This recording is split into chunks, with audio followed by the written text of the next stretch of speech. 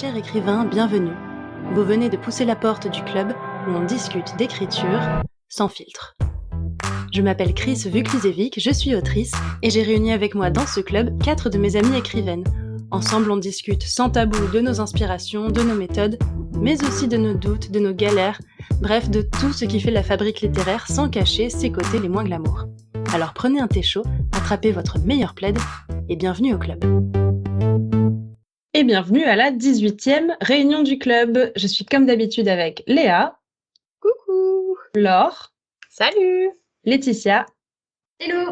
Et Marie. Hello. Alors, on tenait à vous remercier, chers auditeurs, chères auditrices, parce qu'on a dépassé les 20 000 écoutes en tout sur le podcast, entre YouTube, Deezer, Spotify, enfin bref, toutes plateformes confondues, ce qui est vraiment énorme. On est super contente que notre petit podcast fasse son chemin et rencontre de plus en plus d'auteurs. Donc, merci pour vos abonnements, vos commentaires, vos likes, vos partages. C'est vraiment ce qui fait vivre le podcast et qui fait qu'on ne parle pas dans le vide, même si on est très contente de parler juste toutes les 5. C'est quand même mieux si vous nous écoutez. Une petite annonce aussi avant de démarrer, c'est que le premier épisode de 2024, donc début janvier, ce sera une FAQ. Donc si vous avez des questions à nous poser, dont vous pensez qu'elles ne pourraient pas forcément faire un épisode entier, des petites questions plus pointues, plus niches, plus techniques, eh bien n'hésitez pas à les mettre en commentaire de cette vidéo. On les recueillera, on les rassemblera au fur et à mesure sur les 2 prochains épisodes, et comme ça, début janvier, on y répondra dans un épisode dédié.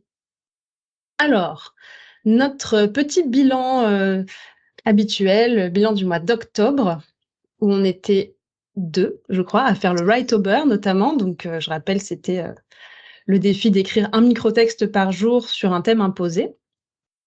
Marie, alors, comment est-ce que tu as vécu la chose ? Alors, nous sommes le 30, je suis en retard d'un jour, mais j'ai rattrapé les 4 jours de retard que j'avais aujourd'hui. Donc, dans l'ensemble, j'ai assez bien tenu le défi de faire vraiment un jour une nanofiction, sauf je me rends compte vraiment, tous les 15 jours, j'ai vraiment une baisse d'inspiration et je prends un peu de retard. Mais dans l'ensemble, ça a été, c'était sympa.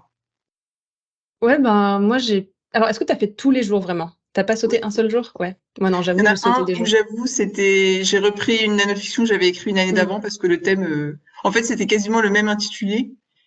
Et j'arrivais pas à retrouver une histoire différente sur le même thème, donc j'ai fait un copier-coller. C'était parce que j'étais en retard aussi. T'as quand même Toutes été les super excuses sont bonnes. disciplinée. Moi, il y a 2-3 fois pareil où j'ai même pris genre des extraits de mes romans ou des trucs comme ça. Il y a quelques jours où j'ai sauté parce que juste le thème me parlait pas du tout, donc j'avais pas le temps, genre j'étais en salon. Mais sur le principe, j'ai trouvé ça vraiment cool. Je trouvais que c'était pas mal ça m'a remise en selle. En fait, ça faisait longtemps que j'avais rien écrit pour de vrai, on va dire, à partir de 0. Puisque il y a notre projet avec Laetitia, mais ça fait un moment maintenant déjà qu'on a un scénario bien établi. Mon 3e roman qui sort début février, pareil, je l'ai rendu fin du printemps dernier. Donc en fait, ça fait longtemps que j'ai pas vraiment mis la machine créative en marche, et donc ça m'a bien plu de faire ça sur des mini-textes.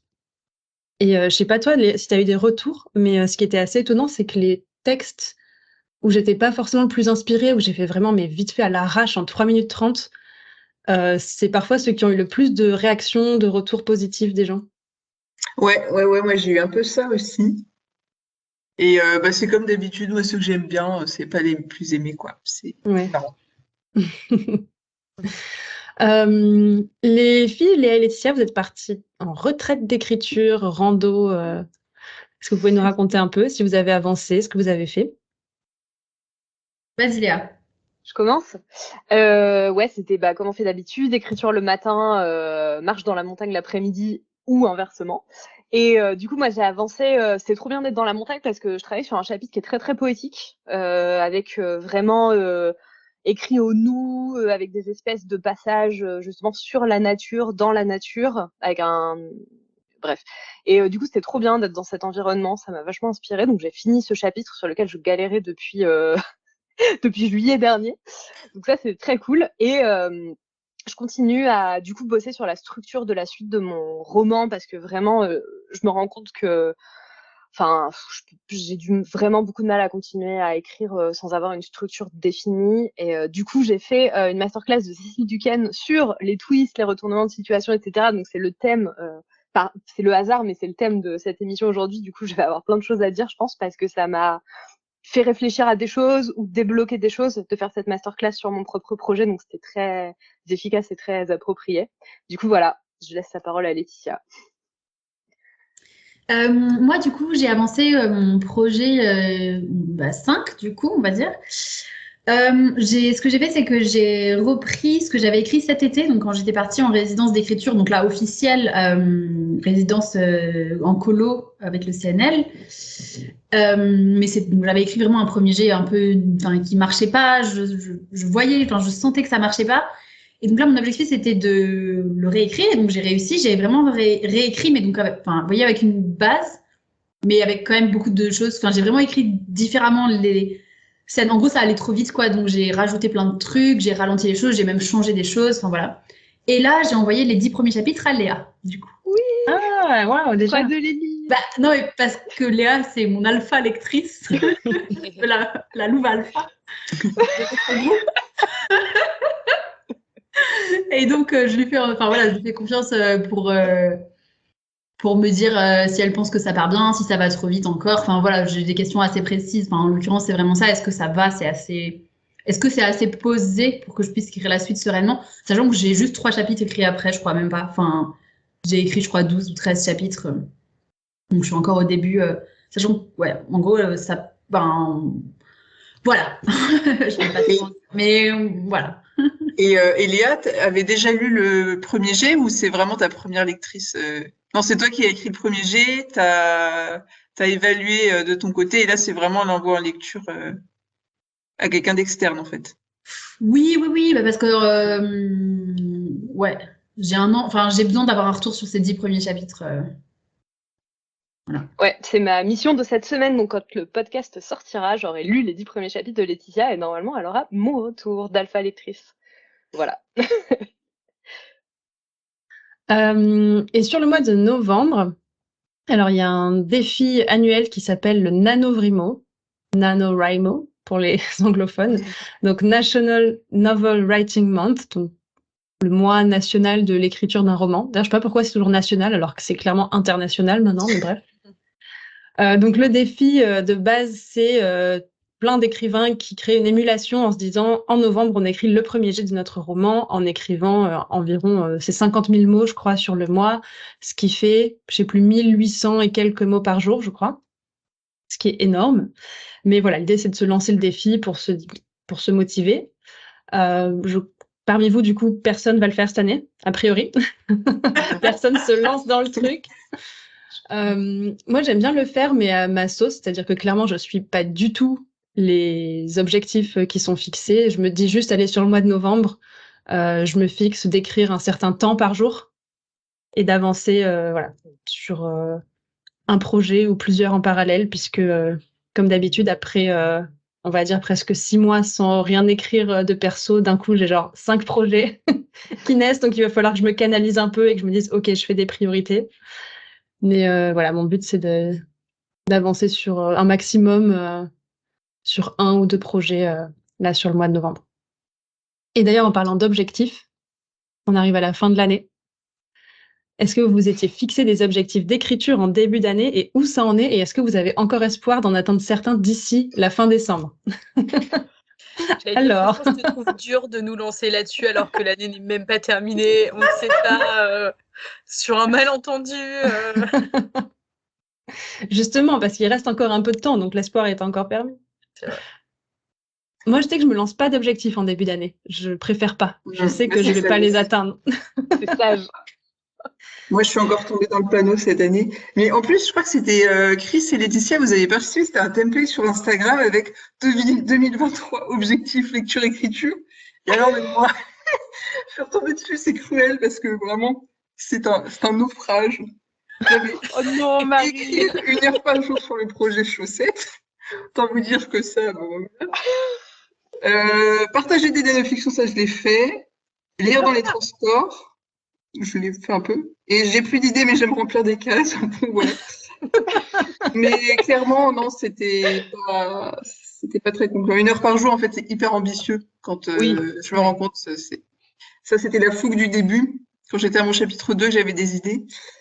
Et ma foi, j'en suis au chapitre 9 et pas tellement plus avancé. Donc, voilà. Mais C'est attends, un mais moi, échec. j'ai publié un truc 2023, objectif lecture et tout, parce que Mais oui, vraiment, parce je que retrouve je pas. crois que tu m'avais tagué. Ah bon? J'avais été tagué par toi. C'est le 28 Bah alors, je le décembre que retrouve je pas du tout. l'ai. Mais si t'es dans tes stories, tu vas devoir remonter longtemps, t'imagines, c'est il y a Ouais. 1 an. Ah, dans mes stories? Oui, c'était Oui, fait. le C'était un 28. template de Ouais, c'était story que tu partages. Tu tagues des gens qui peuvent. Ah oui, non, mais les stories, ça compte pas, ça disparaît. C'est pas ça. pas de t'excuses. Quoi? Écoute, je n'en ai aucun souvenir et c'est sans doute mieux comme ça. Ouais, les résolutions, de toute façon, c'est. En fait, je trouve que les résolutions, c'est pour ça que le NaNoWriMo, c'est bien, c'est quand c'est sur un cycle court. Ouais. 30 jours, tu peux le faire. 1 an, il se passe trop de trucs en 1 an, la motivation, elle fluctue trop, la créativité, elle fluctue trop. C'est. Il y a beaucoup d'événements que tu maîtrises pas, surtout aussi. Mm. Ouais. Laetitia, t'es pas d'accord? Moi, vous voulez que je vous lise mes objectifs D'écriture? Allez, Vas-y. nous le sommes. Vas-y, mets-nous la haine. Ouais, vas-y, la winneuse. Non, en vrai, j'ai pas tout fait. Alors, écrire. Ça, le c'est premier vraiment jet. la première. Alors, non, j'ai pas eu 20, j'ai eu que 18 et demi. J'ai que des amis. C'est clair. Il y a des trucs qui te concernent en plus. Alors, écrire le premier jet du roman 3. Ça, Je c'est l'ai fait. fait. C'est même plus que le premier jet, du coup. Mm. J'ai écrit le premier jet et je l'ai réécrit. Ça. Faire le plan du roman 4 et écrire le premier jet. Alors, Là, j'avoue que c'est moi qui freine un peu. non, on a checké la première partie, on a écrit le Oui. plan. Et un peu du début du premier jet. Et ensuite, j'avais mis, mais c'était un truc genre, si j'ai le time, reprendre un roman contemporain que j'ai une sorte de vieux premier jet dégueulasse. Et clairement, j'ai pas eu envie, je le ferai pas. Enfin, c'est pas un truc. Enfin, non, en fait. Et mon dernier truc, c'était signer un contrat d'édition. Pour cette année. Voilà. Et je pense qu'il y a l'un de ces deux derniers qui est probablement accessible d'ici la fin de l'année. Ouais. Voilà. Bravo. Mais en plus, à la place de ton roman contemporain, du coup, tu as commencé un autre roman à la place. Oui, j'ai fait le plan et le tout début Ouais. d'un suivant. C'est vrai. Bravo. Année Bravo, productive. Laetitia. Bien joué. Respect. Notre modèle à tous. Merci. Mais t'as fait des tonnes de trucs, toi, Chris. Hein. T'avais juste pas noté, mais en vrai, t'as fait plus de trucs que moi, je pense. Hein. Bon, bref. Ben, en fait, je pense que j'ai fait des trucs que j'avais pas prévus. À savoir écrire une romance en 6 mois. Oui. Mais voilà. C'est tout. Enfin, Très bien. c'est déjà pas C'est mal. déjà mais- pas mal. En fait, je crois que j'avais déjà, comme je savais que Du thé pour les fantômes allait sortir, j'étais un peu focus là-dessus. Mm. De me dire, je sais pas, c'était déjà un énorme truc. Dans ma tête, j'ai besoin de faire une chose à la fois, je crois. Qu'une chose s'enlève de mon cerveau pour pouvoir en mettre une autre. Mm. Léa, t'avais des objectifs, toi? Moi, c'était de continuer à avancer sur mon projet. Je pense mes objectifs, peut-être de le terminer avant la fin de l'année. Bon, ça, du coup, clairement, c'est pas accompli, mais je me retourne et rétrospectivement, je suis contente de voir ce que j'ai fait. Je pense que même si j'ai pas beaucoup écrit, j'ai avancé sur mon histoire, ou en tous les cas, j'ai changé des choses déjà dans l'intrigue qui la rendent plus efficace. Et donc, du coup, j'ai rendu mon récit meilleur en changeant des choses dans ce que j'avais déjà écrit. En tous les cas, ça me convient mieux. Et de toute façon, je savais que parce qu'en juillet, j'allais un peu retomber dans le puits sans fond du fandom, que ça allait pas être une année très très productive de juillet à décembre, donc sur cette période-là. Et effectivement, mais voilà, je suis pas mécontente de ce que j'ai fait. Et alors? Ah là là. Moi, j'ai l'impression que les mois se suivent, j'en suis toujours au même point. En fait, peut-être qu'il faudrait justement. Je pense que je m'étais pas mis d'objectifs très clairement définis, et en fait, peut-être qu'il faudrait que je fasse ça. Alors, des choses pas du tout trop ambitieuses, mais des petits objectifs pour un peu réussir à, en fait, trouver de la place pour l'écriture dans ma vie. Parce que c'est vraiment quelque chose que j'ai envie de faire et en même temps, du coup, je suis pas suffisamment ordonnée et structurée dans ma vie pour trouver de la place avec mon travail qui en prend pas mal. Et ouais, peut-être que c'est ce que. Alors, l'année n'est pas terminée, donc on ne sait pas. Peut-être que justement, le fait de forcer à regarder dans le rétroviseur maintenant, ça va peut-être me donner un coup d'accélérateur, on ne sait pas. Mais en tout cas, ouais, pour 2024, je pense que ce serait peut-être bien que j'arrive à me mettre un truc un peu graduel, peut-être, mais qui est vraiment un truc chiffré, enfin, je sais pas. Parce que je me dis que si je me dis, je voudrais juste mettre un petit peu plus d'écriture dans ma vie, en fait, c'est trop flou pour que ça se fasse, quoi. Ouais. Voilà. Faut que, Laetitia, tu me donnes des cours de comment on réussit à tenir ses objectifs. D'accord, mais alors en échange, vous pouvez me donner des cours de zénitude et de comment ne pas paniquer, comment ne pas se overbooker et tout ça, It's a deal. Je suis pas sûre d'être forte aussi en zénitude, mais ouais. Sinon, il y a un truc qui est bien, c'est la retraite d'écriture. Oui. Ouais. Franchement, Laure, on te l'a prescrit, parce que c'est salvateur de rien d'avoir d'autre à faire qu'écrire, en fait. Ouais. Vraiment. Ouais, c'est salvateur. Et en même temps, je sais pas, en tout cas, je pense que ça dépend des tempéraments. Mais là, par exemple, moi, ça y est, je commence. Je me dis, à partir d'aujourd'hui, mois de novembre, sauf quand je suis en salon, évidemment, je veux consacrer une demi-journée par jour à l'écriture. Genre, par exemple, le matin, je fais mon travail en freelance, mon sport, je réponds à mes mails, mon administratif, peu importe. Et l'après-midi, j'écris. J'ai commencé à faire ça cet après-midi. À 14h30, j'ai commencé à avoir une boule au ventre. Alors que rien, je suis trop contente, c'est ce que j'ai envie de faire. De 14h30 à 15h30, j'étais sur Instagram à scroller. Enfin, il y a une espèce de refus d'obstacle, de ça y est maintenant, tu y es, tu n'as que ça à faire, tu t'es dégagé du temps, vas-y, fais-le. Je sais pas pourquoi. Ah punaise, mais ça me rassure que mais ça me rassure que t'es un peu le même truc que moi. Et non, mais du coup, je te raconterai ce que m'a dit ma psy sur ce sujet. Vas-y, c'est intéressant en vrai. Non, vas-y, dis-le, Laetitia, moi aussi. Je pense que ça peut parler à plein de gens. Ouais. De ce truc de j'ai envie d'écrire, mais quand j'y suis, j'arrive plus, quoi. Bah non, mais elle m'a pas tellement donné de réponse, mais elle m'a dit qu'il y avait un vrai paradoxe là-dessus, en fait, de à la fois avoir toujours peur de pas avoir le temps d'écrire, et que quand j'ai ce temps-là,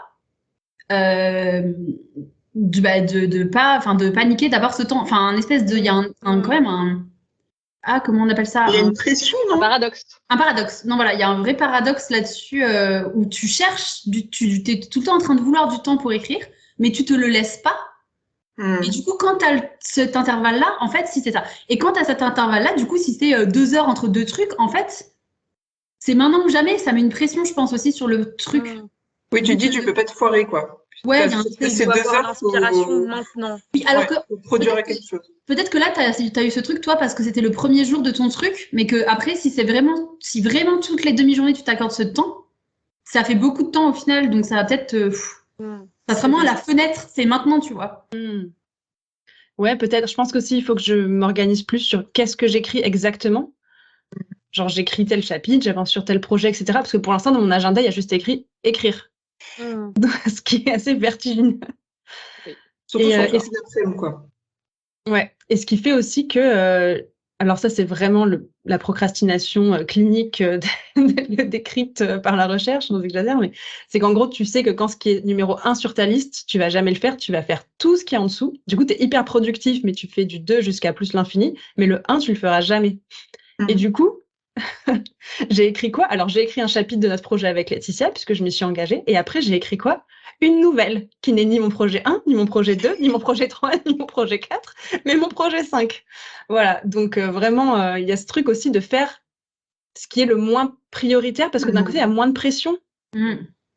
Comme d'écrire je préfère écrire sur des feuilles volantes que dans mes jolis carnets, peut-être, je sais pas si vous voyez le parallèle. Il y a un truc moins rigide, moins solennel, je sais pas. Ouais, moins de pression, en fait, juste c'est pas grave.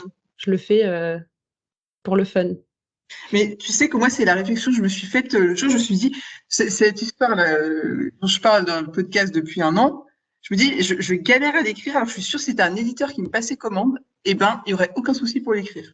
Et comme ça vient de moi, je crois que je mets vachement la pression, alors que si c'était un truc externe, ça me paraîtrait moins sérieux ou moins intimidant.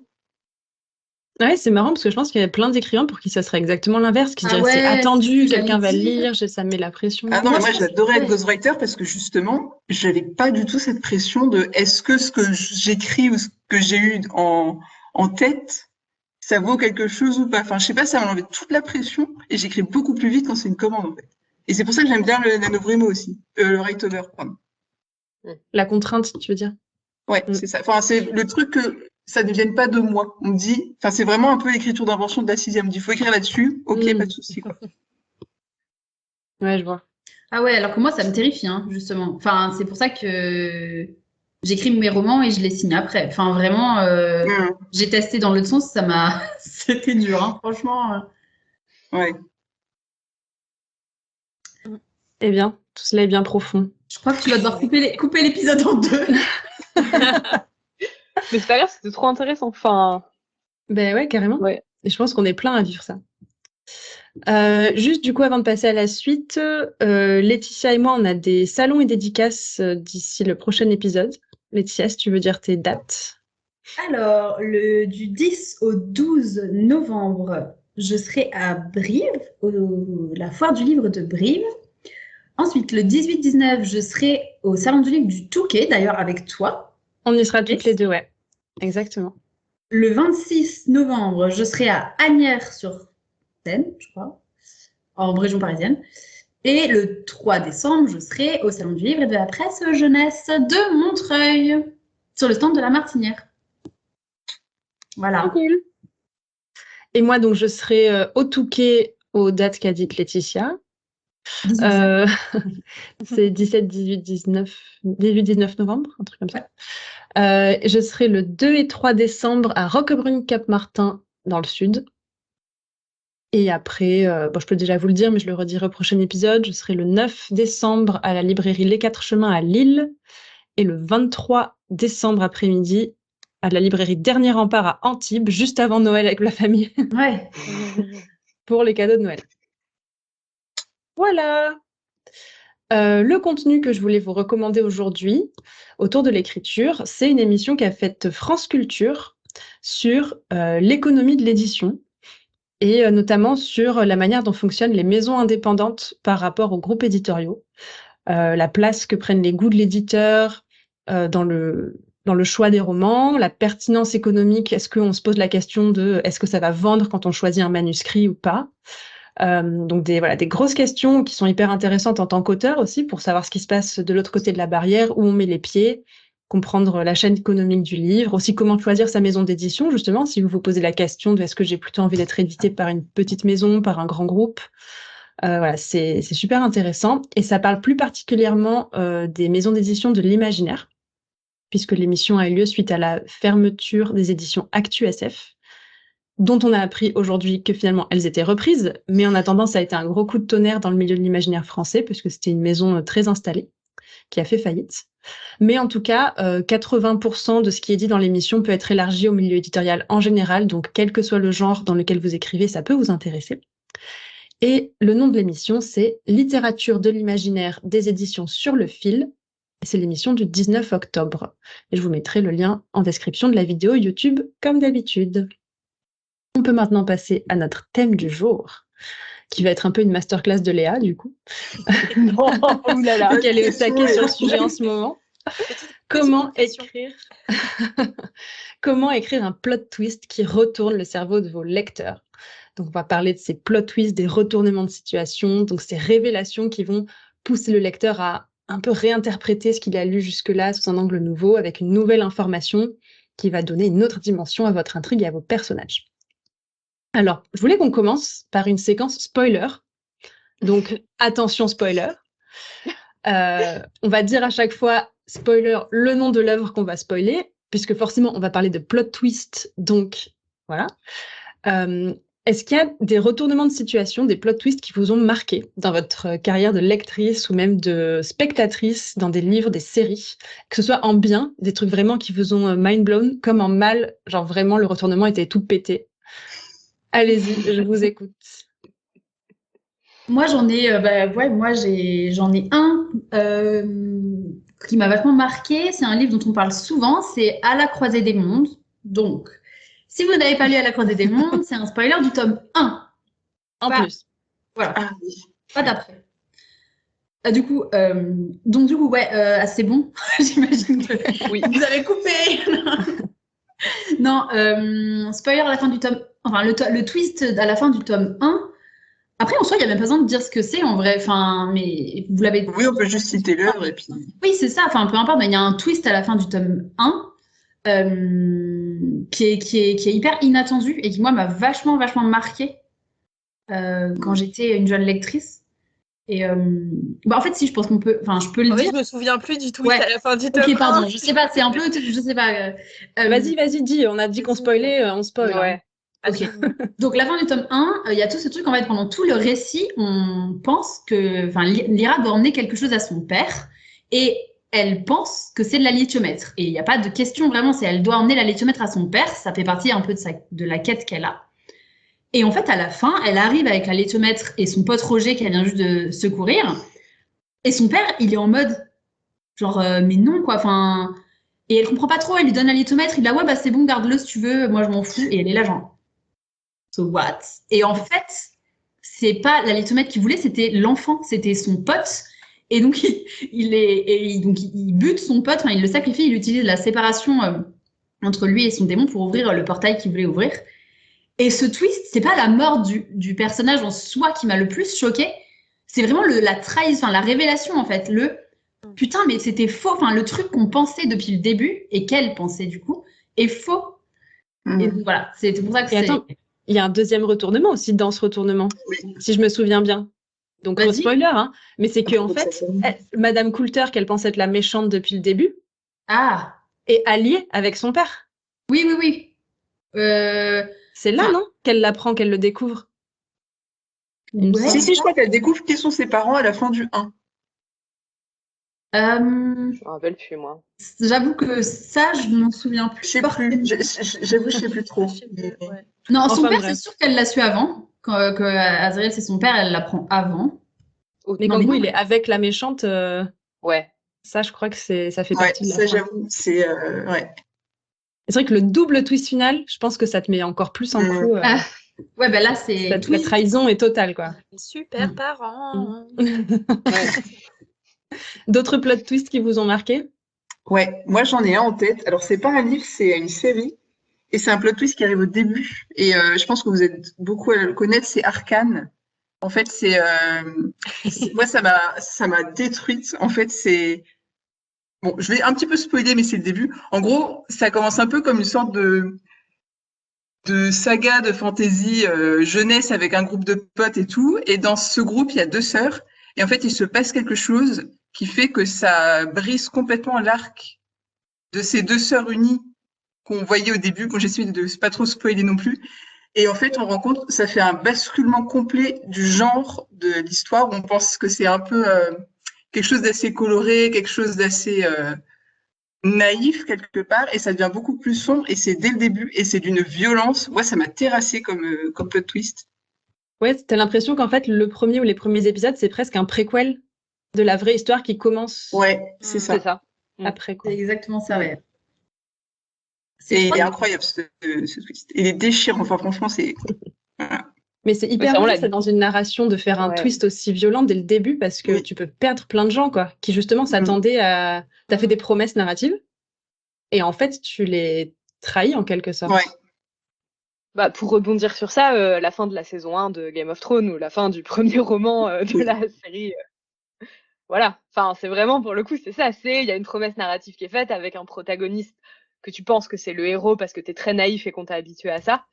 Et là, en fait, on lui coupe la tête, quoi. Enfin, vraiment. C'est là, mais non, on va le sauver jusqu'à la fin, on va le sauver et tout. Il va se passer un truc. Et... Non. Je m'en suis toujours pas remise, hein, personnellement. 9 saisons, oui, je sais pas combien de saisons plus tard, je m'en suis pas remise. Autre plot twist? Un peu bateau, enfin ouais, je pense que il a marqué beaucoup de monde, mais vraiment, ouais, le 6e sens, le film, Ouais, oui. je trouve qu'il y a vraiment ce truc, je me souviens toujours en fait, du sentiment de le voir pour la première fois, et c'est toujours un peu le truc où je l'ai revu plein de fois, ce film, et bon, bah du coup, tu le sais, donc, mais il y a quand même le plaisir de voir les indices Et c'est vraiment ce truc de quand ça arrive où tu fais mais j'aurais dû le voir, mais c'était si évident. Et tu as envie de tout re-regarder pour voir. Enfin voilà, ça je le trouve toujours trop bien. Ouais, dans le même ordre d'idée, pareil, mais alors rien que le fait de dire qu'il y a un plot twist final sur ce genre de film, c'est un spoiler en soi. Oui. Parce que du coup, tu le regardes en t'attendant quelque chose. Donc, le simple titre que je vais dire va être un spoiler. C'est Shutter Island. Je sais pas si vous l'avez vu. Ouais. Non. Ça, c'est vraiment. Alors, Marie le regarde pas. C'est vraiment flippant à souhait. Glauquissime. Bah, ça se passe sur une île qui est une espèce d'énorme asile psychiatrique. Et l'enquêteur, donc c'est Leonardo DiCaprio qui est l'enquêteur. Et je sais même plus exactement ce qui se passe. Je sais pas s'il enquête sur des meurtres. Je crois qu'il y a un mec qui s'est échappé de l'asile et il le cherche parce que du coup, il fait des meurtres et tout. Bref. Et en fait, à la fin, tu te rends compte que c'est lui, le taré, qui s'est enfui. Et que tout était en gros une mise en scène pour qu'il se rende compte que c'était lui. Enfin, vraiment, à la fin, t'es là, mais quoi? Et là, tu as envie de revoir le film depuis le début, quoi. C'est un peu la même technique que les répliquants. Ça, je connais pas. C'est un peu à la fin. Je connais pas non plus, ouais. Blade Runner. Ah oui. Ah, ok, d'accord. Ouais, il y a plein d'œuvres qui jouent sur ça, sur ce truc de un jeu vidéo super connu qui s'appelle BioShock aussi. Bon, c'est le scénario, alors encore une fois, énorme spoiler, mais en gros, tu joues un personnage pendant tout le jeu vidéo et il y a un personnage dans une oreillette qui te donne des quêtes, comme c'est toujours le cas dans les jeux vidéo. Et en fait, tout le jeu se situe dans une espèce de civilisation un peu à la Atlantide, sous la mer, qui a été détruite et tout. Et toi, tu dois faire des trucs dans les ruines de cette civilisation. Et en fait, à la toute fin du jeu, on te révèle que c'est toi qui as buté tout le monde. Et que le mec qui te donne qui te donne des quêtes depuis le début dans l'oreillette, en fait, c'est lui qui t'a ordonné de tuer tout le monde. Et il a un espèce de code, en gros, il t'a conditionné avec un espèce de code, et quand il te dit un truc, tu passes en mode berserk et tu tues tout ce que tu vois. Et du coup, il y a un espèce de, enfin, il y a vraiment tout ce truc que vous venez de dire là, de retournement de situation, où tu te dis, en fait, c'est le personnage que tu incarnes, et là, c'est encore plus fort parce que tu l'incarnes depuis le début du jeu. Ces décisions, c'est tes décisions. En fait, c'est toi qui as tué, qui a anéanti une civilisation, qui a commis une sorte de génocide, et c'est assez horrible, ouais. Ouais, dans le même ordre d'idée, je trouve que les twists qui marchent vraiment bien, c'est quand justement tu es très proche d'un personnage qui se révèle être autre chose que ce que tu croyais. Ouais, donc, typiquement, tu l'incarnes. Là, dans Shutter Island, comme je disais, c'est l'enquêteur, donc tu es de son point de vue. Et je me rappelle aussi, alors, j'ai plus le titre parce que je l'ai lu quand j'étais ado et que tout ce que j'ai lu enfant et ado, j'avais pas les titres. Mais je sais que c'est un Agatha Christie. Oui, je l'avais dans mes trucs. C'est le meurtre de Roger Ackroyd. C'est ça, parce qu'en fait, c'est le narrateur. À la fin, tu te rends compte que le narrateur est le meurtrier. Et je me rappelle m'être dit, mais comment c'est possible? Parce qu'en plus, c'est Agatha Christie, donc c'est cohérent. C'est-à-dire que c'est un narrateur non fiable, mais t'as son point de vue à lui. C'est que ce roman policier est écrit à la première personne, en fait. Oui. Et c'est incroyable parce que du coup, ça joue vachement sur la subjectivité du narrateur. Et il est ouf, ce roman.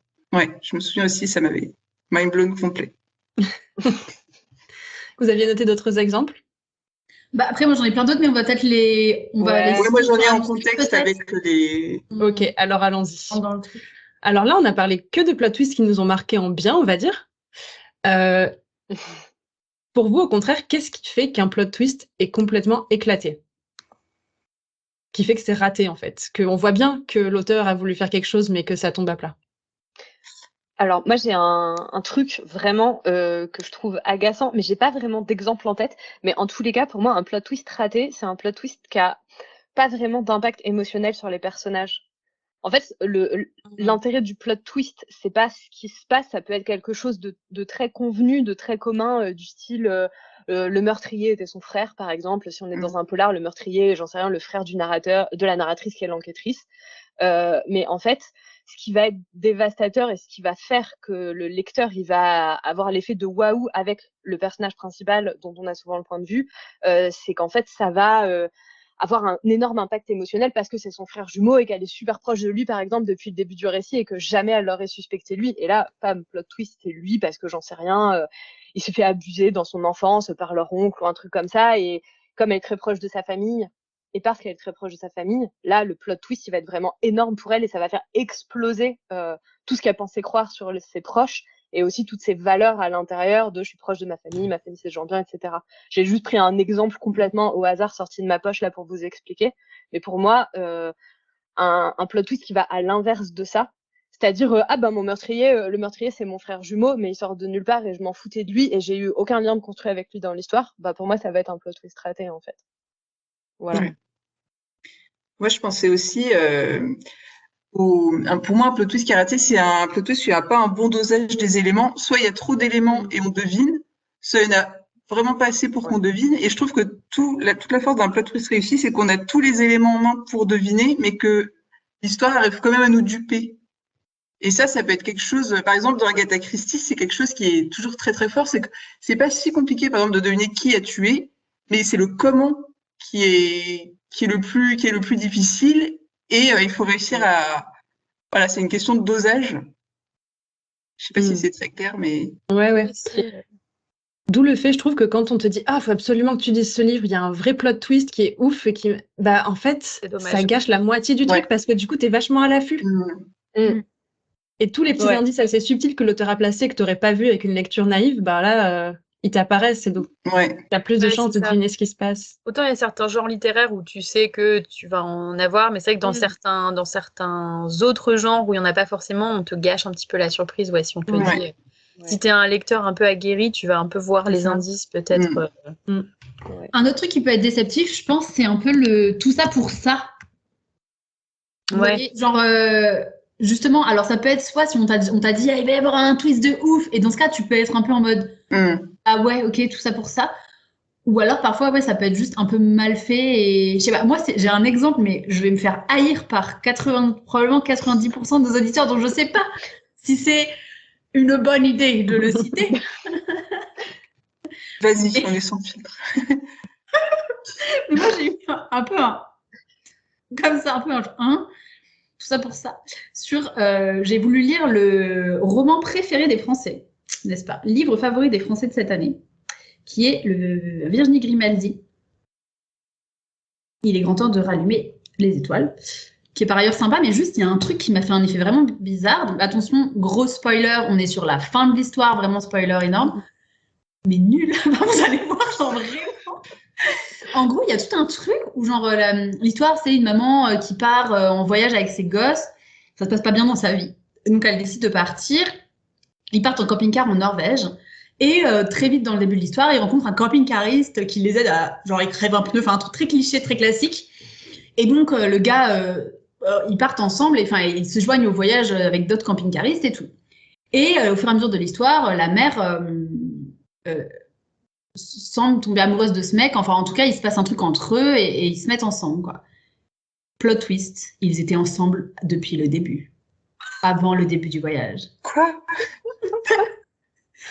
Oui, vraiment, j'ai pas compris l'intérêt de ce truc, en fait, ça. Pourquoi? Mais est-ce que c'est du point de vue du petit et que du coup, pour lui, ça change tout? Non. Pour moi, c'est la seule option, enfin, la seule explication. Que c'est dit la mère, du coup. Si vous avez lu ce livre et que vous avez aimé, venez nous dire en commentaire pourquoi et venez nous expliquer. Parce que vraiment, j'ai bien aimé le livre, le voyage, les trucs, vraiment le livre en lui-même, mais c'est juste cette fin, cette espèce de tata. Genre, j'ai senti que ça devait être le twist. Et j'étais genre, mais c'est nul. Enfin, pour moi, c'était même mieux s'ils se rencontraient pendant le voyage, c'était cool. Alors que là, en fait, non, c'est genre, en fait, avec Jérôme, on a tout organisé ensemble pour que. En fait, elle est machiavélique, quoi, la meuf. C'est trop bizarre. Je fais ça. Présente ton cum à tes enfants. Enfin, c'est genre. Et en gros, c'est genre, c'était naturel. Ouais. Donc, du coup, pour moi, ça, c'est un truc un peu raté parce que ça apporte rien à l'histoire. C'est un peu ce que vous disiez. Enfin, je sais pas, ça m'a. Ouais, c'est qu'en fait, s'il n'y a pas ce plot twist, le reste de l'histoire tient très bien quand même, quoi. Oui, c'est pas nécessaire. Oui, ouais. Voilà, c'était mon exemple. Ok. Globalement, je trouve que quand les plot twists sortent de nulle part, qu'il n'y a vraiment aucun indice ou qu'il apporte rien à l'histoire, c'est le meilleur moyen pour que ce soit raté. Parce que souvent, c'est une espèce de facilité scénaristique pour expliquer des choses ou pour, je sais pas, pour rajouter un peu de piment là où tu penses qu'il en manquait. Je vais reparler de mon trauma littéraire que tout le monde connaît maintenant depuis le temps, le labyrinthe. Donc, spoiler. 4 tomes, ok. 4 tomes où on t'explique bien que le monde court à sa perte et que c'est pour ça qu'on a sélectionné des gens pour les entraîner pour qu'ils sauvent l'humanité, bref. Et là, genre 1 page et demie avant la fin, la grande méchante ouvre un trou dans un mur et dit « En fait, il y avait un monde parallèle qui est un Éden où vous pouvez aller et recommencer une autre humanité. Oh Et mon ça se termine Dieu, comme ça. Mais vraiment, c'est l'équivalent de c'était un rêve. c'était un rêve. En gros, c'est C'est ça. un tu vois. Deus Ex Machina, ouais. Ouais, voilà, en gros, mais c'est exactement ça. Et vraiment, je crois que j'ai jamais eu autant envie de buter un auteur qu'à ce moment-là. Et d'ailleurs, la C'était preuve, loyal, là. non, mais la preuve que c'était tellement nul que dans l'adaptation du film, ils n'ont pas pu faire ça parce que comment tu peux... Ouais. Non, c'est pas possible. Comme ça, moi, j'étais déçue aussi, je m'en souviens, mais je crois que tu m'avais prévenu que c'était nul. Il avait atténué ma peine, mais ouais, non, ça n'allait pas, ouais. Ouais, je Donc, crois que voilà. globalement, le plot twist du C'était un rêve, je pense que c'est le pire truc. Ouais. Et ces variantes, du genre, en fait, il y avait un monde parallèle. Oui, voilà. Ouais. Ouais. Mais je pense que c'est le truc que je classe dans les trahisons que l'auteur Oui. fait envers ses lecteurs, en fait. Enfin, je trouve que c'est vraiment... Et ça rejoint un peu ce truc de... Quand ça arrive de nulle part et que tu pouvais pas le deviner, bah, c'est un peu une trahison envers ton lecteur, en fait, parce que ton lecteur, tu dois lui laisser la chance de pouvoir le découvrir. Et s'il a découvert, que ce soit juste pas trop évident pour qu'il soit juste content de voir le truc qu'il avait deviné advenir. Oui. Oui, Parce c'est que vrai. Ça, je c'est pense que hyper t'as satisfaisant, entièrement... en fait. Ouais, t'as entièrement raison. Je pense qu'il y a beaucoup, des fois, je suis assez d'accord, notamment sur les scénaristes de séries. Parfois, on a l'impression que, tu sais, genre saison 1, ils sont là, oh putain, il y en a qui ont trouvé. Ah non, il y en a qui ont trouvé. Bah, on réécrit tout, tant pis, c'est pas grave. Bah non, il y en a qui ont trouvé. Bah, c'est cool, tu vois. Et c'est qu'ils ont. Enfin, en vrai, c'est chouette. C'est pas forcément. C'est le syndrome Gossip Girl, ça. Et les En fans avaient deviné, du coup, ils ont changé l'identité de Gossip Girl, et en fait, il y a plein d'incohérences scénaristiques. Mais c'est trop dommage de faire ça. Je pense qu'il vaut mieux un truc Bah ouais, moi, hyper je bien trouve que fait. ouais. Avec quelques-uns qui ont deviné, c'est pas grave. Je pense que ce qui frustre, comme dit, la trahison, elle vient pas du fait de j'avais compris, elle vient du fait de mais what the fuck, c'était introuvable parce que ça n'a pas de sens. Ouais. Mais c'est vrai que dans ce que vous dites, le plot twist, c'est vraiment à double tranchant, en fait. J'ai l'impression que si c'est vraiment réussi, ça peut marquer des lecteurs à vie. Enfin, on a parlé le sixième sens, ce genre de choses, ça fait partie des œuvres qui marquent le plus. Mais si c'est raté, effectivement, ça peut être une trahison énorme. Et alors, ça peut marquer les lecteurs, mais vraiment dans l'autre sens, Dans le quoi. mauvais sens, quoi. Ouais. Alors là, on a parlé un peu de ce qui détruit un plot twist. Et je pense que l'un des critères qui font au contraire qu'un plot twist est vraiment réussi, c'est, comme tu disais, Léa, son impact sur les personnages. Alors peut-être qu'on peut parler de ça. Vas-y Léa, masterclass, plot twist, personnage, on t'écoute. Time to shine. Déjà, je fais le petit disclaimer, Cécile Duquesne. Du coup, j'ai beaucoup travaillé avec sa masterclass. Elle est passionnante. N'hésitez pas à aller l'acheter, l'écouter et tout. Donc, c'est vrai qu'elle apporte beaucoup de choses sur les personnages. Et moi, je trouve que quand on y pense, il y a beaucoup de twists qui sont portés par les personnages dans les histoires. Et c'est normal parce que c'est le cœur de nos intrigues, c'est eux qui les motivent. Donc, il y a énormément de tropes qui sont liées à la manière d'apporter des fausses informations ou des secrets ou des choses comme ça qui sont en fait liées au personnage. Donc par exemple, un personnage qui va être amnésique, qui va avoir perdu la mémoire, et va y avoir un mystère sur le fait qu'il la retrouve. Qu'est-ce qu'il a fait, qu'est-ce qu'il a oublié, pourquoi il a oublié, etc. Et donc, on va pouvoir construire tout un twist autour de ça, de sa mémoire. On va avoir, j'en sais rien, un personnage qui a un horrible secret qui le cache, qui va le cacher au lecteur, ou alors le lecteur va le connaître mais il va le cacher à d'autres personnages, et ça va être qu'est-ce que la révélation de ce secret va en gros impacter sur le reste des personnages qui sont avec lui. Est-ce que du coup ils vont moins l'aimer, au contraire plus l'aimer, etc. On a des personnages qui vont avoir une double identité par exemple dans une intrigue, c'est-à-dire qui vont voilà, ça va être le même personnage qui est présenté au lecteur comme deux personnages différents, et à la fin le lecteur se rend compte à la Dr Jekyll et Mr Hyde qu'en fait il s'agissait du même personnage depuis le début. On va avoir des personnages qui se créent des faux souvenirs, par exemple parce qu'ils ont été traumatisés physiquement ou psychologiquement. Des personnages qui jouent un rôle volontairement à un moment dans l'intrigue. Et donc tout ça, c'est des ressources en fait que, on peut utiliser pour créer du mystère et des retournements de situation autour des personnages. Donc je ne sais pas si vous, quand vous écrivez, vous en avez un peu des favoris, des tropes comme ça que vous aimez lire ou que vous aimez écrire. C'est vrai que j'avais vu un film qui est adapté d'un roman d'ailleurs, avec Nicole Kidman, sur justement... C'était les autres, non? Non, je pense pas. C'était une femme qui se réveillait tous les matins en ayant oublié. Ah oui, elle était- il est temps d'aller dormir, non? C'est pas ça? Avant Oui, d'aller c'est dormir? ça. Ne t'endors je l'avais pas, lu je sais aussi, plus. celui-là. Oui. Non, c'est avant d'aller dormir, je crois. Avant On d'aller avait dormir. été voir les Avant desserts, je d'aller crois, dormir. ensemble. Ouais, je crois que c'est C'est ça. possible. Et oui, bah forcément, là, tout le twist, en fait, c'est un twist qui est attendu. Mm. C'est-à-dire que tout est construit autour de, on sait qu'il y a quelque chose qui cloche, enfin, a priori, tous les matins, elle se réveille, tous les matins, son mari lui réexplique qui elle a des petits papiers partout. Et de chaque jour qui passe, il y a des trucs de plus en plus bizarres. Et donc oui, là, c'est sur le trope de l'amnésie, effectivement. Et- Un Ouais, trope qui marche bien, c'est le faux allié ou le traître. Ça, c'était dans Frozen, la Reine des Neiges, c'est ce qui s'est passé aussi. Ils ont vraiment joué avec ce trope-là, avec le prince charmant qui en fait se révèle le méchant dans la dernière. Le psychopathe, même, tu peux dire, qui veut la décapiter. Spoiler, pardon, pour les gens qui n'ont pas vu Frozen.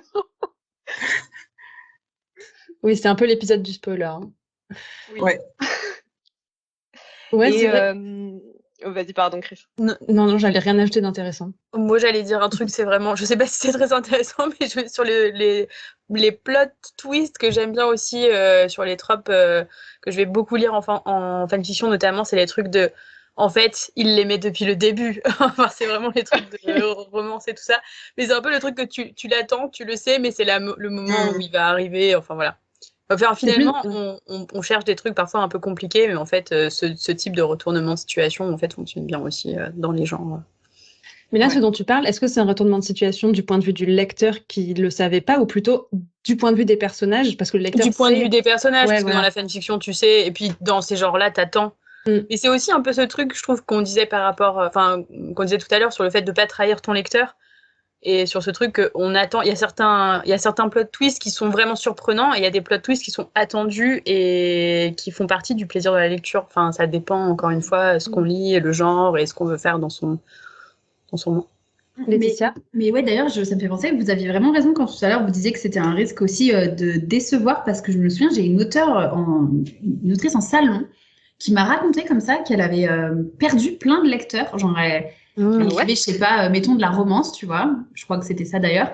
Et justement, elle a voulu faire un putain de plot twist dans une de ses romances. Et je crois que, alors de toute façon, je dis pas qui c'est, je dis pas voilà, mais je crois que c'est un truc du genre, en fait, ils finissent pas ensemble, en fait, ils meurent. Enfin, il y en a un qui meurt. En tout cas, c'est un putain de truc, tu vois. M'a dit qu'elle s'était reçue des lettres de menaces. Oh là là.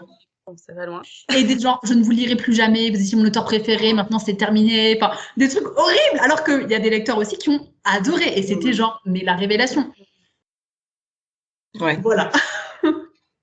Bah, quand c'est dans un genre très codifié comme la romance, tu prends des risques, quoi. Ça va plaire pas forcément aux gens qui sont la cible, je pense. Ouais, c'est ça, c'est marrant. Et en même temps, avant, il y avait moins. Enfin, je sais pas, moi, justement, quand j'étais ado, j'ai l'impression qu'il y avait un peu moins aussi ces trucs de codification. Et donc, justement, tu prenais un roman et tu savais pas trop forcément. Enfin, c'est ça qui est marrant aussi, c'est de croiser des genres. Croiser les genres, c'est ça qui fait la surprise. Comme Arcane, si t'es Marie qui citait Arcane, un petit animé gentil sur un truc histoire familiale, en fait. Et d'ailleurs, ça me faisait penser à ça aussi quand je réfléchissais un peu au plot twist des histoires qui m'ont marqué. Et c'est un méga bon plot twist en fait quand il y a un glissement de genre. Par exemple, je pensais justement Les Autres, c'est le film avec Nicole Kidman. Ça commence comme un roman, enfin une histoire de famille pendant la Deuxième Guerre mondiale, et en fait ça glisse. Je vais pas trop spoiler parce que le twist il est magnifique, mais ça glisse plus vers l'horreur à la fin. Et je pensais aussi à un roman d'Arsène Lupin. Alors moi, j'adore Arsène Lupin, j'ai lu tous les livres. Et il y en a un qui est très spécial, c'est L'île aux 30 cercueils. Et ça commence comme un truc d'horreur, et c'est l'inverse, et ça glisse vers autre chose à la fin, quoi. Et ça, je trouve que c'est très risqué parce que ça peut être raté. Mais quand le twist est bien fait, ce glissement d'un genre à l'autre, ça peut être très original aussi. Ouais. Alors du coup, est-ce que tu parles d'un glissement qui est progressif ou vraiment d'un twist, de quelque chose dans l'intrigue qui renverse? D'un twist. Un twist, vraiment. Un twist qui te fait reconsidérer toute l'histoire autrement. Les autres, c'est vraiment ça, en fait. Il y a un peu ça, Chris, il y a un peu ça dans Le Maître du Haut Château aussi. Tu trouves? Ouais, quand même. Oui, c'est vrai. Après, je pense que Le Maître du Haut Château, on sait que c'est un roman de Philippe Cadier qui est un écrivain de science-fiction, donc on sait. Déjà, on est dans une uchronie, on est dans quelque chose d'un peu surnaturel, donc quand ça bascule encore plus dans le surnaturel, Bah, Oui, il y a un petit plot twist, mais tu le définirais comme ça? Ouais, pour moi, ouais. Enfin, en tout cas, moi, je l'ai vraiment vécu comme ce que tu disais, Marie, comme un glissement de genre quand même. Parce que j'ai C'est lu, pas faux, c'est pas faux. j'étais sur une uchronie avec les règles d'une uchronie. Donc, c'est-à-dire que c'est quand même historique une uchronie normalement, même si c'est juste un peu inversé, quoi. Et ça bascule dans la SF, en fait, quand même, quoi. Ouais, c'est vrai. C'est vrai. Bon. Et d'ailleurs, tout à l'heure, on a évoqué les twists plutôt attendus et ceux qui sont inattendus. Et je crois que Laetitia, tu voulais dire quelque chose là-dessus, sur ces deux types de construction possibles? Non, c'est juste que quand on réfléchissait, enfin, quand je réfléchissais un peu à l'épisode, je me disais, enfin, j'ai essayé de voir un peu justement les différents twists et tout, et j'avais l'impression qu'il y avait un peu deux genres, enfin, deux trucs différents. Il y a en gros, parce que c'est un peu ce que tu disais Laure tout à l'heure, il y a des twists un peu, enfin, il y a des livres qu'on ouvre en sachant un peu qu'il va y avoir un twist. Enfin, c'est annoncé dès le début. Je pensais par exemple au roman de Marie Vareille ou même au Michel Bussy. Je pense même au Guillaume Musso dans un certain point. Les premiers, j'ai pas lu les derniers. Mais en gros, c'est des romans où on sait que, en général, au début, il y a je sais pas, il y a un drame qui s'est produit ou il y a un truc. Bref, on sait qu'il va y avoir un twist en fait. Il y a une annonce. Ouais, c'est ça, c'est clair dès le début. Bah, c'est un peu comme vous parliez tout à l'heure de l'histoire d'un amnésique qui se réveille ou des trucs comme ça. Oui. Genre la construction du récit, elle fait un mystère en fait. Il y a un mystère à dévoiler. Et... C'est ça, et c'est vraiment construit sur l'anticipation du coup en fait, pour moi. C'est un truc qui se construit, ouais, c'est ça, avec vraiment de l'anticipation. Genre c'est la promesse, c'est le mot-clé, effectivement, c'est exactement ce que tu dis, c'est dans la promesse même du livre, quoi. Il y a aussi un roman qui s'appelle Nous les menteurs en jeunesse, où on sait dès le début qu'il y a eu un drame, mais on ne sait pas quoi, on ne sait pas comment, et on dévore le livre parce qu'on a envie de savoir, quoi. Et donc cela, c'est un truc qui est pour moi de l'ordre de voilà, la promesse, l'attente et tout. Et il y a ceux dont vous parlez, enfin dont on parlait un peu tout à l'heure, qui au contraire, genre Game of Thrones ou quoi, marchent sur l'inattendu. Ou au contraire, quoi, on n'est pas du tout en train de regarder au bon endroit, on n'est pas du tout en train d'attendre ça. On est confortablement installé en train de regarder notre truc de fantasy classique et bam! Et ça, c'est un twist plutôt de l'ordre de l'inattendu. Vous voyez ce que je veux dire? Enfin, en tout cas, je trouve qu'émotionnellement, et j'imagine qu'en construction aussi, ça doit du coup être différent à faire. C'est pas la même chose, quoi. Ouais, mais tu vois, ce qui est fort, c'est qu'en fait, la fin de la saison 1 de Game of Thrones, donc spoiler pour ceux qui l'auraient pas vu, désolé, mais vous êtes un peu en retard. On l'a déjà dit tout à l'heure. Ned Stark meurt, décapité. Mais ça marche. Ce que je veux dire, c'est que je pense que dans certaines fictions, ça marcherait juste pas, en fait. On serait là, mais genre, par exemple, spoiler à nouveau, plot twist nul, fin de la saison, je sais plus, 3 ou 4 de Downton Abbey. Attention, je vais révéler qu'un personnage meurt. Matthew, le love interest principal, meurt dernière minute du dernier épisode, accident de voiture, il se prend un arbre, il est mort. J'ai arrêté de regarder la série après ça. Surtout qu'on sait très bien que ça, ils ont fait mourir l'acteur parce qu'il avait un cachet au théâtre. Voilà, parce qu'il voulait se barrer. En fait, ça fait vraiment une mort plaquée. Et du coup, j'étais là, mais what the fuck, mais vous m'avez... Là, pour le coup, trahison, j'ai plus voulu regarder. Alors que fin de la saison 1 de Game of Thrones, Ned Stark meurt, je suis dévastée, je peux pas y croire, je me dis c'est pas vrai, premier épisode de la saison 2, il est à nouveau là. Mais j'ai continué à regarder. Et qu'est-ce qui fait que ça marche? Je pense qu'en fait, je fais mes hypothèses en parlant. En fait, la promesse était déjà, même si on s'y attendait pas, le premier épisode, il se termine quand même sur un gamin qui se fait pousser par une fenêtre. Oui. Donc, à partir de ce moment-là, si cette fin d'épisode-là, elle t'a accroché, c'est que t'es la cible pour toutes les autres surprises qui vont suivre. Tu vois, il y a quand même une forme de promesse. Alors, t'as pas envie d'y croire parce que quand même, voilà. Mais alors que Downton Abbey, non, c'est pas ça. On est sur une romance, c'est l'historique, c'est mignon, ils boivent du thé, quoi. Donc, c'est vraiment pas l'ambiance. Mais je sais pas ce que vous en pensez. Tu dis ça, Chris, mais moi, Ouais, vas-y alors. Non, pardon, mais t'as totalement raison. La promesse, s'il y en a une de Game of Thrones dès le début, c'est on va vous surprendre et ne vous attachez à personne, quoi. Enfin, c'est ça. Et c'est l'idée. Pardon, Léa, du coup. Non, c'est juste que je me rappelle très bien avoir donné, à l'époque, on regardait encore des DVD, c'était il y a fort longtemps, avoir donné le DVD de la saison 1 à Marlène et je me rappelle, elle me l'a rendu en me le jetant dessus en me disant « Mais c'est quoi cette merde? Mais c'est horrible! J'ai été déprimée pendant une semaine! Jamais je regarderai la suite! » Évidemment, on a regardé la suite, mais ça me faisait penser à ces gens qui avaient envoyé des lettres de menaces de mort à cette autrice de romance. Parce qu'en fait, il y a un truc de trahison C'était pas du tout ton horizon d'attente, tu t'attendais pas à ce twist, c'était pas dans la promesse, dans le contrat de base, et ça t'a foutu une torgnole qui t'a envoyé contre le mur en intensité dramatique. Et je pense que si tu continues à regarder, donc ce que t'as dit Chris, c'était très vrai, c'était que t'avais quand même les prémices de ça si tu regardes bien dans la série, et que en fait ce qui est hyper intéressant dans cette mort, c'est l'impact émotionnel que ça a sur tous ces enfants qui sont aussi des personnages que tu suis depuis l'épisode 1 de la saison 1, et en fait t'as envie de savoir comment eux ils vont continuer à se démerder dans ce monde horrible quoi, maintenant qu'ils sont seuls et qu'ils ont plus ce repère. En fait c'est un élément clé en plus dans l'intrigue, en plus c'est un élément de bascule dans l'intrigue sur plein de points.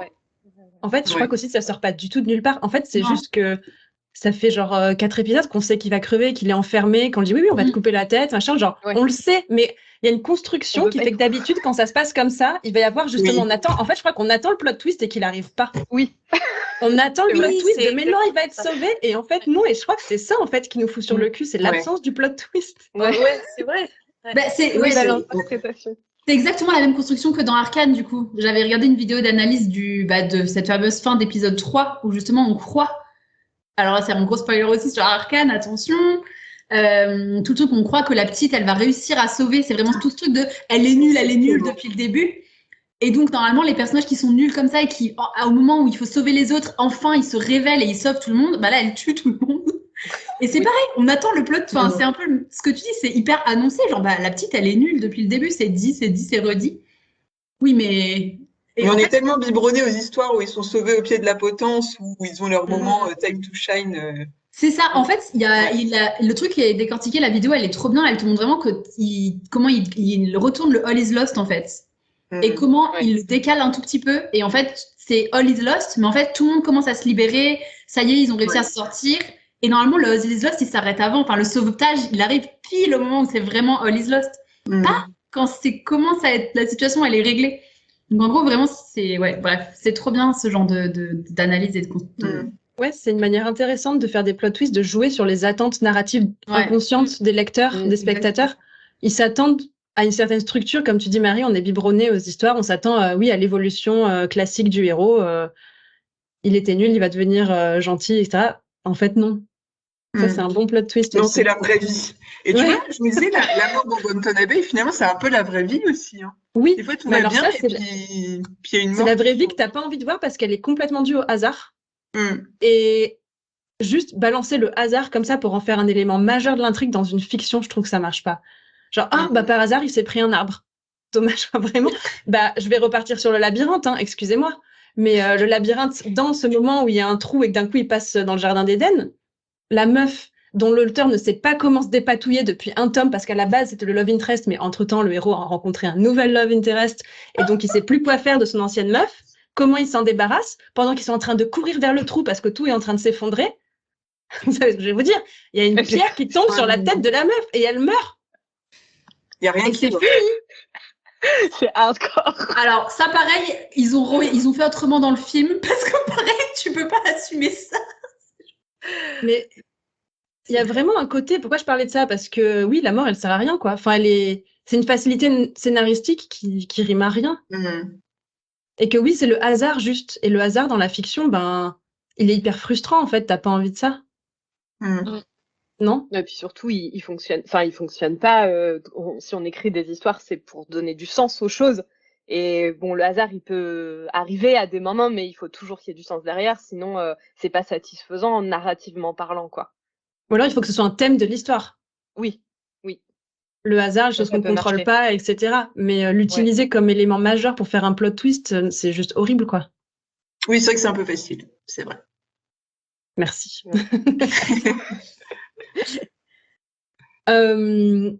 D'ailleurs, on a parlé de beaucoup de manières de créer des plot twists, beaucoup de tropes, de structures différentes qui existent. Est-ce que pour vous, c'est quelque chose qui se prépare forcément à l'avance en mode architecte?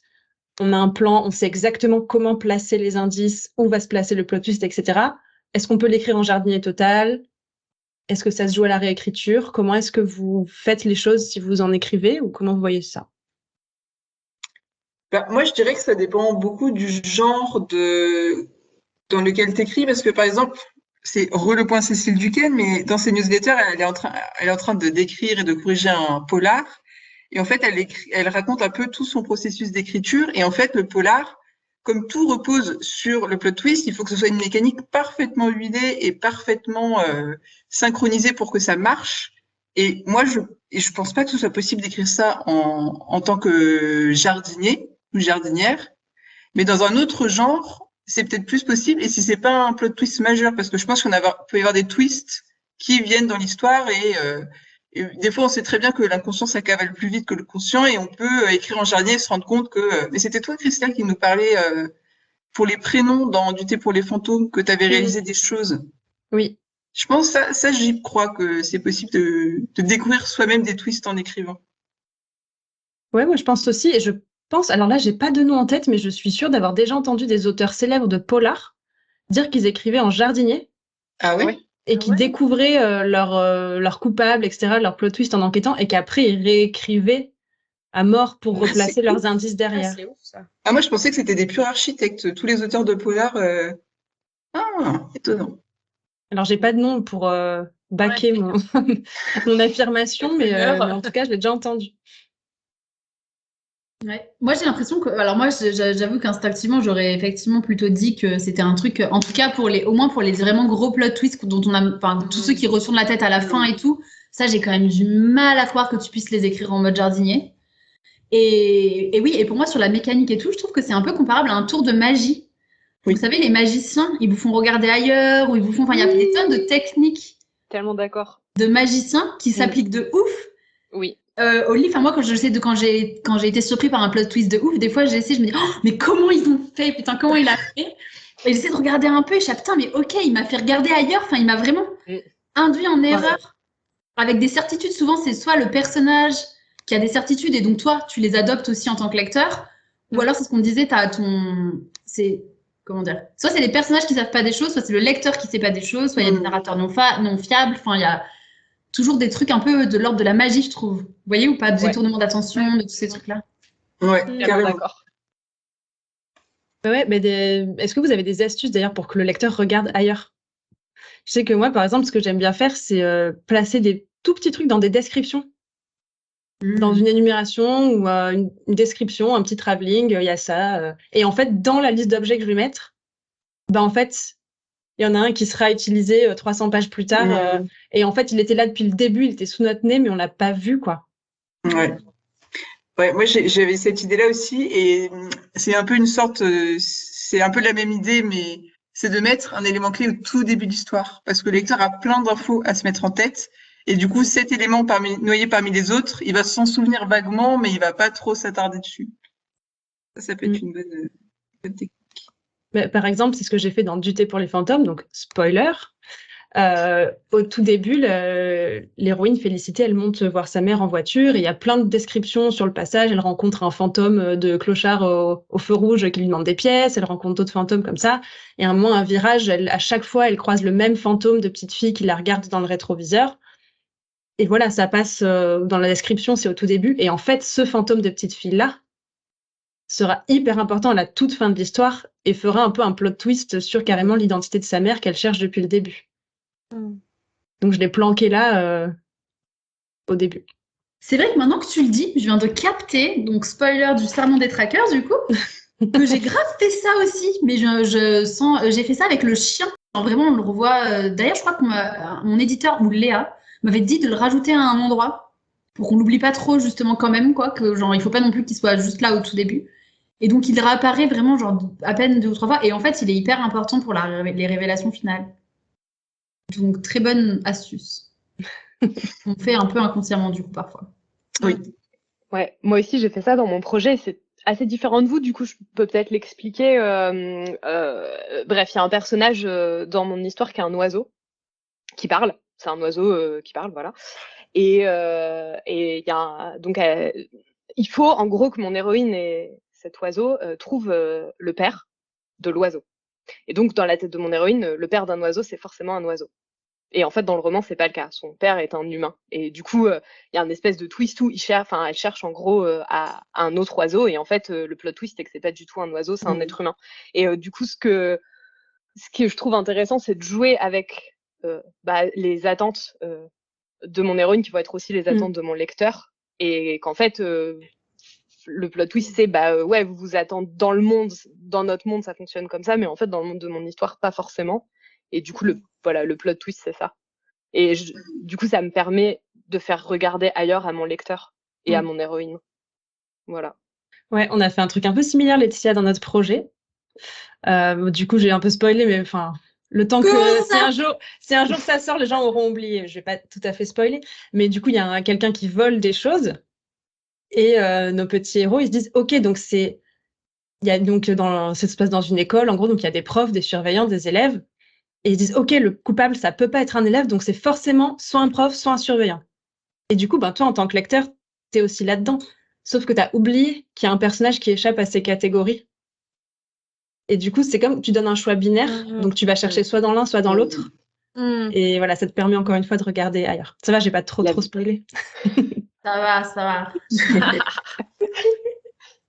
Un truc qui marche bien aussi. Vas-y, Marie.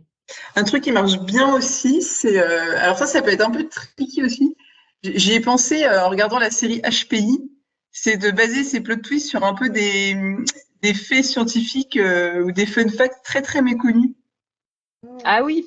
Et en fait, ça, à la fois, c'est un peu traître, à la fois, en tant que... Moi, je sais qu'en tant que spectatrice, j'adore. Parce que j'apprends que, par exemple, les raies, ça vole en dormant ou que les pouces opposables, selon la façon dont ils se mettent, c'est génétique, enfin plein de trucs comme ça.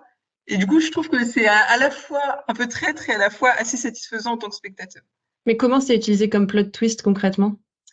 En gros, c'est donc l'héroïne mène des enquêtes policières et en fait, c'est des éléments qui lui permettent de... Comment est-ce que je pourrais expliquer ? C'est des éléments qui lui permettent de trouver pourquoi est-ce que tel... J'arrive pas à trop expliquer, mais en gros, voilà. Je vois ce que tu veux dire, Marie. Moi, j'ai un exemple. Il y a ça dans La Mémoire fantôme de Franck Tillier, qui est un thriller français.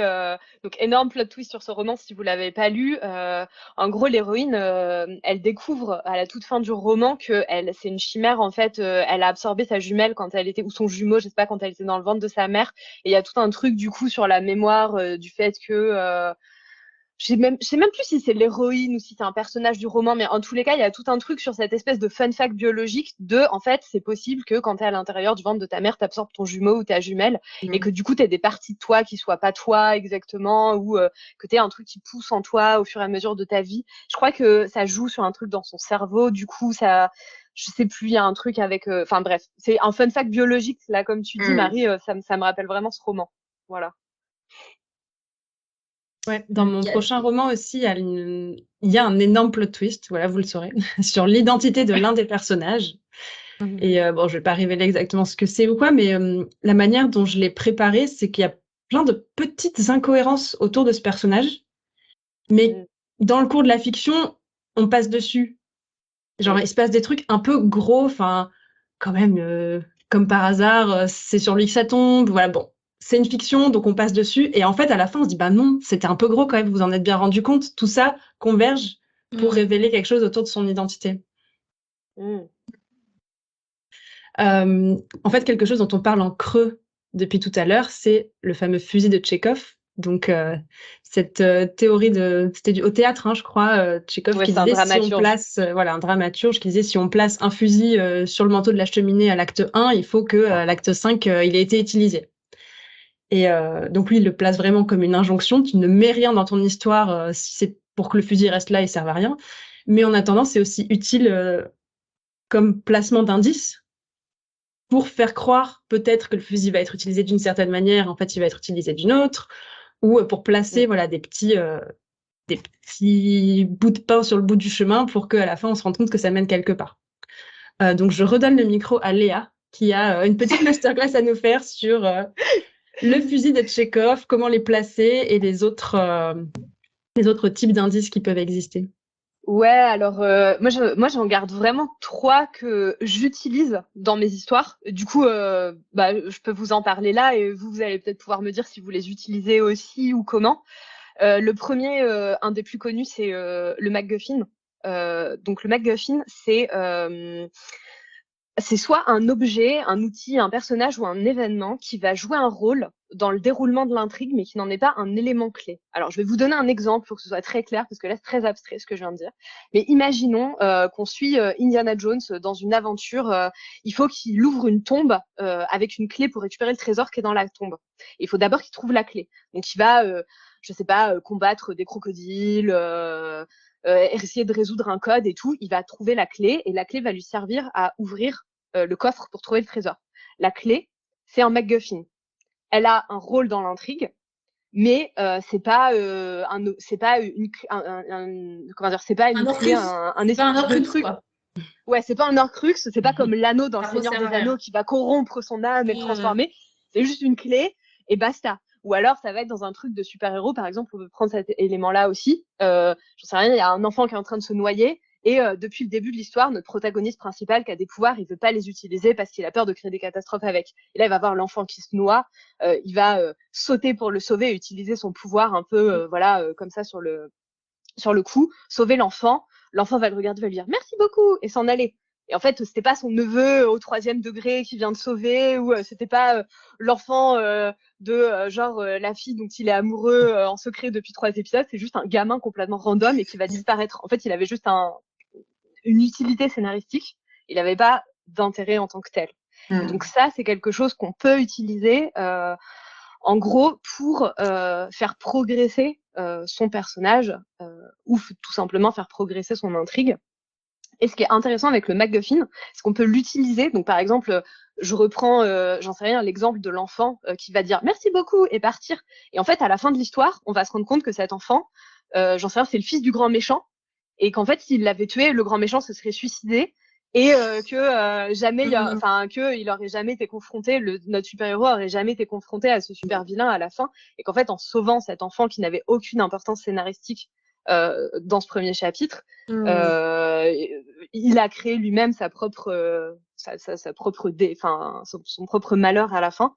Et ou alors un MacGuffin peut rester juste un MacGuffin et être juste un truc d'utilité scénaristique et voilà. Petite question, vas-y. Tu sais pourquoi on appelle ça MacGuffin? C'est un mec qui a théorisé ça? Je sais plus du tout. C'est Hitchcock, je crois. Ah ouais, c'est Hitchcock. Ok. Ouais, j'avais été voir vite fait sur Wikipédia et. Ok. Je crois pas que c'est l'inventeur du truc, hein, mais. Bref, voilà, c'est une information. Je peux vous dire l'étymologie de Tchekhov, l'origine du fusil de Tchekhov et du 3e dont je vais vous parler, qui est le Red Herring, le hareng rouge. Mais pour le coup, le MacGuffin, je sais pas. Je suis désolée. Donc du coup, le fusil de Tchekhov, Chris, elle vous l'a très bien résumé. C'est un objet, un outil, un personnage, un événement qui va être mentionné comme un détail, mais qui va devenir un élément clé de l'intrigue, ou qui va, en tous les cas, déclencher quelque chose de clé dans l'intrigue. Par exemple, ce fameux, donc, dans la pièce de théâtre d'Anton Tchekhov, c'était un fusil sur le mur qui sert à tirer le coup de feu, qui, en gros, est un peu le point d'orgue de la pièce de théâtre. Et enfin, le dernier que moi j'utilise souvent et que on utilise tous en fait, c'est le Red Herring, le hareng rouge. Et c'est tout simplement un synonyme de fausse piste. Donc ça peut être encore une fois un objet, un outil, un personnage, un événement qui va perdre le lecteur, l'orienter dans la mauvaise direction. Voilà. Pourquoi on dit hareng rouge? Alors là, je sais, et c'est hyper intéressant, c'est parce que le hareng rouge, c'était utilisé pour entraîner les chiens de détection, parce que c'est une odeur, je crois, très forte. Alors, c'est Cécile Duquesne qui raconte ça dans sa masterclass, du coup, je vous rapporte les mots de Cécile Duquesne, ça m'a marqué comme histoire, parce que ça parle de chiens, et j'aime beaucoup les chiens. Mais en gros, voilà, c'était un truc de pisteur, pour pister, et du coup, voilà, fausse piste, hareng rouge. Voilà. Mais je pense que les filles qui ont été publiées, vous avez utilisé en vrai, déjà, toutes ces choses-là dans vos romans, enfin, c'est des choses qu'on utilise tous en fait en écrivant sans même y penser. Mais c'est bien de les avoir nommés en fait. Je pense que les utiliser, moi, j'avais jamais entendu parler de McMuffin ou de. McMuffin. On dirait un truc à McDo. McMuffin. Et je trouve que le fait d'avoir la théorie avec un nom, et ben, c'est plus facile, ça fait une sorte d'outil de notre petite caisse à outils d'autrice qu'on comprend mieux, en fait. Ouais. Ouais, c'est ça. Après, c'est pas forcément nécessaire de les conceptualiser pour écrire, parce qu'en vrai, on les a tous un peu en nous à force de lire des histoires Oui. et de regarder des films. Mais quand tu cherches, justement, je pense à construire un récit très très complexe comme une intrigue policière ou un mystère avec une enquête où tu vas justement avoir un gros twist final qui va obliger ton lecteur ou qui va lui donner très envie de relire depuis le début. En fait, c'est nécessaire d'utiliser ça. Par exemple, dans une enquête policière, va y avoir forcément des fausses pistes. Et il va falloir que tu apprennes à les gérer très bien pour égarer ton lecteur sur ce qui va peut-être d'abord paraître une fausse piste, mais qui va 50 pages plus loin s'avérer être une vraie bonne piste qui a juste été prise de la mauvaise façon par l'enquêteur ou l'enquêtrice qui mène l'intrigue. Enfin, vraiment, je pense que voilà, je pense que dans certains cas très précis, ça peut être vraiment utile d'avoir ces concepts-là. Peut-être moins dans un truc de fantasy classique, même si on va les utiliser de toute façon. Ça peut peut-être être utile quand tu es en phase de réécriture, peut-être, une fois que tu as terminé un premier jet et qu'il y a des trucs qui sont peut-être un peu bancals, ou que tu te dis, là, peut-être que ça sort un peu de nulle part, mon truc. Ouais. De se dire, en ayant ça, peut-être les trois cas un peu en tête, de se dire, voilà, peut-être que là, il faut que si je suis un magicien, il faut vraiment que je mette leur attention sur ce truc-là. Comme mais que je mette quand même un petit fusil de Tchekhov, parce que sinon ça va vraiment tomber de nulle part et ça va être un peu bizarre. Enfin, ouais, peut-être que ça peut être aussi dans cette phase de réécriture ou d'avoir les concepts, ça peut aider, quoi. Ouais.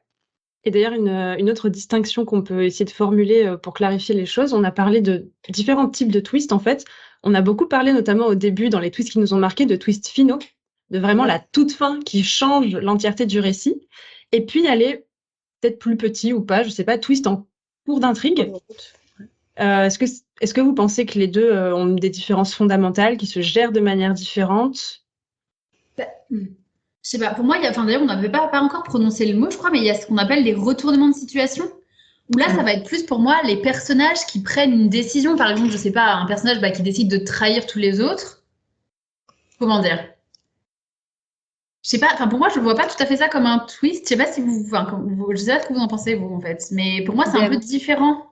C'est une péripétie plutôt, non? Ouais, tu vois, c'est ça, c'est qu'il y en a dans tous les romans des trucs comme ça, des alliés qui trahissent, des personnages qu'on croit qu'ils sont morts, mais en fait, non. Ça, c'est un truc hyper commun aussi. À l'inverse, on pense qu'ils vont pas mourir, mais qu'ils meurent. Enfin, je sais pas, c'est. Il y a aussi c'est pour rythmer l'histoire. Ouais, ça, il y en a plein dans toutes les histoires, des espèces de retournements de situation. Faut bien que l'intrigue avance. Et ça, c'est pas vraiment des twists, non? Je sais pas ce que vous en pensez.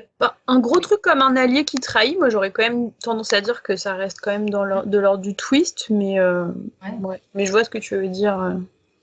Je pense que pour moi, ce qui fait un twist, c'est l'élément de surprise totale, de genre, quoi? Attends, faut qu'on m'explique.